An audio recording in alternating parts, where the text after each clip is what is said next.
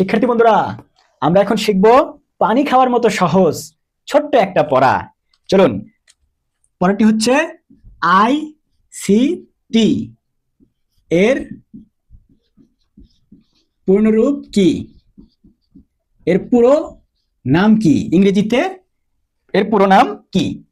এখানে আইতে হচ্ছে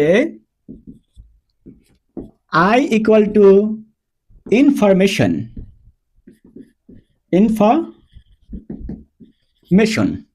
এই ইনফরমেশন অর্থ তথ্য।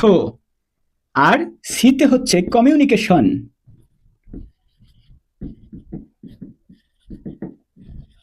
অর্থ যোগাযোগ। এবং টিতে হচ্ছে technology, T equal to technology,